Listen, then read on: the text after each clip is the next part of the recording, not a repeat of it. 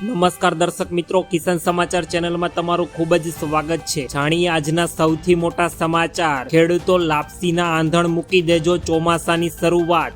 વૈશ્વિક દબાણ વચ્ચે પેટ્રોલ અને ડીઝલના ભાવને લઈને મોટા સમાચાર। ખેડૂતો આટલી વાતનું ખાસ ધ્યાન રાખજો।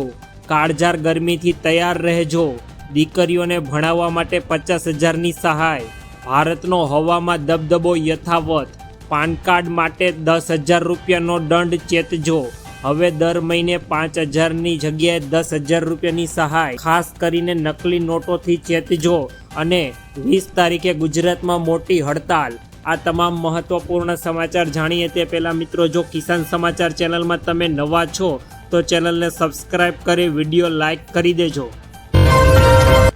આજના સૌથી મોટા સમાચાર। ગુજરાતના ખેડૂતો માટે મોટા સમાચાર। દરેક ખેડૂતવાસીઓ લાપસીના આંધણ મૂકી દે, કારણ કે આવનારા દિવસોમાં સારું એવું ચોમાસું થવાનું છે। હવામાન વિશ્લેષક આંબાલાલ પટેલના જણાવ્યા અનુસાર 23 મે બાદ ગુજરાતમાં પ્રી મોન્સૂન એક્ટિવિટીની કામગીરી શરૂ થઈ શકે છે। 25 મેથી શરૂ થતા રોહિણી નક્ષત્ર દરમિયાન જો વરસાદ નક્ષત્રના અંતિમ તબક્કામાં આવે તો તે સારા ચોમાસાના સંકેત માનવામાં આવે છે। 15 મે બાદ અરબી સમુદ્ર અને બંગાળની ખાડીમાં ગતિવિધિઓ તેજ બનશે અને લો પ્રેશર સિસ્ટમ એક્ટિવ થશે અથવા તો વાવાઝોડું સર્જાવાની પૂરેપૂરી શક્યતાઓ વ્યક્ત કરવામાં આવી છે।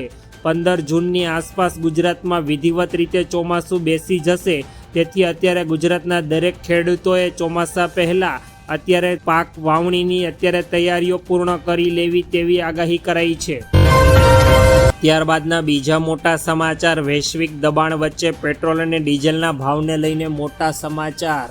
ઈરાન યુદ્ધને કારણે ક્રૂડ ઓઇલ સતત $100 અને તેથી ઉપરની સપાટીએ જ રહેતા સરકાર પર અત્યારે ઘર આંગણે પેટ્રોલ ડીઝલના ભાવ વધારવા પરનું દબાણ વધી ગયું છે। અત્યાર સુધી ચૂંટણીના કારણે સરકારને ભાવ નહીં વધારવાની જે મજબૂરી હતી તે હવે પૂર્ણ થઈ ગઈ છે। હવે સરકાર વર્તમાન સ્થિતિમાં કેટલાક કડવા અને અગત્યના નિર્ણયો લેવા જરૂરી હોવાનું દર્શાવીને પેટ્રોલ અને ડીઝલના ભાવ વધારી દેશે। મિત્રો, અત્યારે ભારત સરકાર દ્વારા સતત વૈશ્વિક બજારમાં યુદ્ધને કારણે પેટ્રોલ ડીઝલ મોંઘા ભાવની ખરીદી થઈ રહી છે, પરંતુ અત્યારે દેશમાં ચૂંટણીનો માહોલ હતો તે દરમિયાન સરકાર દ્વારા પેટ્રોલ અને ડીઝલના ભાવ જે વધારવામાં નથી આવ્યા, પરંતુ હવે ચૂંટણી પૂર્ણ થઈ ગયા બાદ સરકાર દ્વારા અત્યારે સામાન્ય પબ્લિક માટે અત્યારે પેટ્રોલ અને ડીઝલના ભાવમાં વધારો થવા જોવા મળી શકે તેમ છે। ત્યારબાદના અગત્યપૂર્ણ સમાચાર। ખેડૂતો આટલી વાતનું ખાસ ધ્યાન રાખો। હાલ અત્યારે ખરીફ સિઝન માટે ખેડૂતો દ્વારા રાસાયણિક ખાતર, બિયારણ અને જંતુનાશક દવાઓની મોટા પાયે ખરીદી કરવામાં આવી રહી છે। આ પ્રક્રિયા દરમિયાન ખેડૂતો આર્થિક રીતે નુકસાની કે છેતરપિંડીનો ભોગ ન બને તે હેતુથી નાયબ ખેતી નિયામકન એટલે કે સુરેન્દ્રનગર દ્વારા અત્યારે સાવચેતીના વાતાવરણના પગલે તાકીદ કરવામાં આવી છે। ખેડૂતોએ કોઈપણ પ્રકારની કૃષિ ઇનપુટની ખરીદી હંમેશા અધિકૃત લાયસન્સ ધરાવતા અને વિશ્વાસુ વિક્રેતા પાસેથી જ કરવાનો આગ્રહ રાખવો જોઈએ।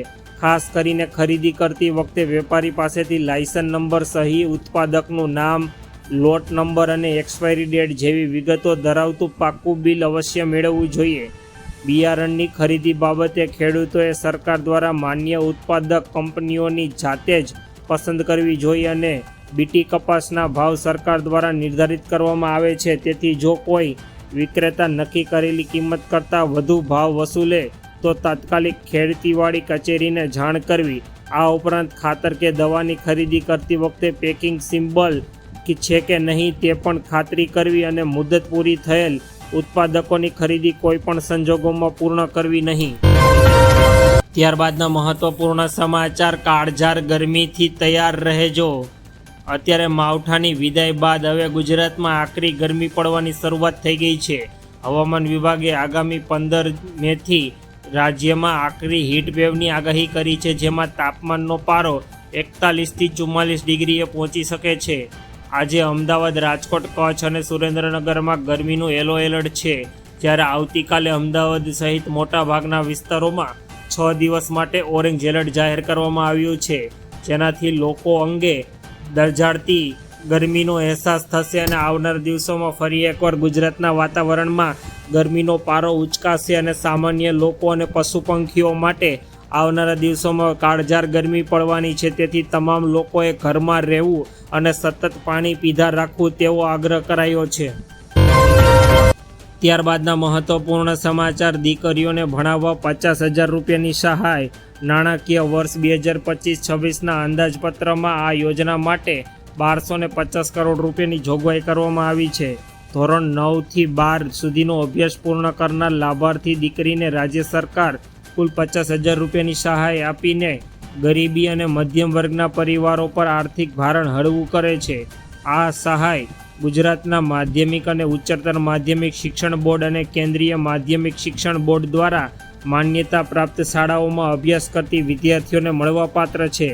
આ યોજનામાં મહત્ત્વની બાબત એ છે કે જો વિદ્યાર્થીનીને સરકારની અન્ય કોઈ પણ સ્કોલરશિપ મળતી હોય તો પણ આ યોજનાનો લાભ વધારાના લાભ તરીકે તેઓને પ્રાપ્ત થાય છે અને ગુજરાત સરકાર દ્વારા અત્યારે દરેક દીકરીઓને 50,000 રૂપિયાની સહાય ભણતર રૂપે આપવામાં આવી રહી છે. ત્યારબાદના અગત્યપૂર્ણ સમાચાર. ભારતનો હવામાં દબદબો યથાવત. ભારતે ICBM મિસાઇલનું પરીક્ષણ કર્યાની થોડી જ ક્ષણોમાં બાંગ્લાદેશમાં રહસ્યમય પ્રકાશ જોવા મળ્યો હતો. બાંગ્લાદેશના કોક્સ બજારમાં શુક્રવાર સાંજે લોકો આશ્ચર્યચકિત થઈ ગયા જ્યારે તેમણે બંગાળની ખાડી ઉપર દક્ષિણ તરફ ઝરતી આગ વધતા મિસાઇલ જેવો પ્રકાશ જોયો. તે થોડીવારમાં ગાયબ થઈ ગયો. આ ઘટના સાંજે 6:30 વાગ્યાની આસપાસ બની હોવાનું જાણવા મળ્યું છે. ભારત દ્વારા અત્યારે ICBM મિસાઇલનું પરીક્ષણ કરવામાં આવ્યું અને આ પરીક્ષણ બાંગ્લાદેશની સીમાથી તદ્દન નજીક કરવામાં આવ્યું હતું, જેથી આવના આજુબાજુના દેશોમાં પણ ભારતની યથાવત શક્તિથી દબદબો જોવા મળ્યો છે અને આજુબાજુના દેશોમાં પણ અત્યારે હડકંપ મચી ગયો છે. પરંતુ ભારતે અત્યારે પોતાની મિસાઇલને લોન્ચ કરીને સાબિત કરી દીધું છે કે ભારત પોતાની કોઈ પણ પરિસ્થિતિમાં સુરક્ષા કરવા માટે સક્ષમ છે. ત્યારબાદના મહત્વપૂર્ણ સમાચાર. પાન કાર્ડ ધારકોને 10,000 રૂપિયાનો દંડ ચેતજો. ભારત સરકારે પાન કાર્ડની વ્યવસ્થાને સુચારુ રૂપે લાગુ કરવા માટે પાન કાર્ડ 2.0 અભિયાન ઉપાડ્યું. નાગરિકો પાસે એક જ પાન કાર્ડ હોય તેના પર જોર આપવામાં આવી રહ્યું છે. 1961ના ઇન્કમ ટેક્સ એક્ટ મુજબ લોકોને એકથી વધુ પાન કાર્ડ રાખવાની મંજૂરી આપવામાં આવતી નથી. તેવા કિસ્સામાં ડુપ્લિકેટ પાન કાર્ડ હોય તો સસ્પેન્ડ કરવા પર સરકારે સૂચન કર્યું છે અને સત્તાવાર વેબસાઇટ પર ચેક કરી શકાય છે કે તમારા નામ પર કેટલા પાન કાર્ડ લિંક છે. જો એક્સ્ટ્રા કે વધુ ડુપ્લિકેટ પાન કાર્ડ હોવાનું જણાય તો તમારે સરેન્ડર કરવું આવશ્યક છે, નહીંતર નિયમોના ઉલ્લંઘન બદલ 272B પ્રમાણે તમને 10,000 રૂપિયાનો દંડ પણ થઈ શકે છે અને સરકાર દ્વારા અત્યારે તમામ લોકોને એક પાન કાર્ડ રાખવા પર જોર આપવામાં આવી રહ્યું છે. ત્યારબાદના મહત્વપૂર્ણ સમાચાર. હવે દર મહિને 5,000ની જગ્યાએ 10,000 રૂપિયા. જો તમે નિવૃત્તિ પછી એટલે કે 60 વર્ષની ઉંમર પછી દર મહિને 210 રૂપિયા જમા કરીને મહત્તમ 5,000 રૂપિયા પ્રતિમાસ પેન્શન મેળવી શકો છો અને આ સરકારી યોજનાનું નામ છે અટલ પેન્શન યોજના, જેમાં દર મહિને ખાતરીપૂર્વક પેન્શન આપવામાં આવે છે. વર્તમાન નિયમો અનુસાર જો તમે અહીં દર મહિને 5,000 રૂપિયા પેન્શન મેળવવા માંગતા હો તો તમારે દર મહિને 210 રૂપિયાનું રોકાણ કરવું પડશે, અથવા તો તમારે દર મહિને 1,000 રૂપિયા પેન્શન મેળવવા માંગતા હો તો તમારે દર મહિને માત્ર 42 રૂપિયાનું રોકાણ કરવું પડશે. જ્યારે આ યોજનામાં 60 વર્ષ સુધી તમારે રોકાણ કરવાનું રહેશે અને ત્યારબાદ સરકાર દ્વારા દર મહિને તમારી નિશ્ચિત કરેલી બેંક અકાઉન્ટમાં તમારા બેંક એકાઉન્ટમાં સરકાર દ્વારા રાશિ જમા કરવામાં આવશે. ત્યારબાદના અગત્યપૂર્ણ સમાચાર. ખાસ નકલી નોટોથી ચેતજો.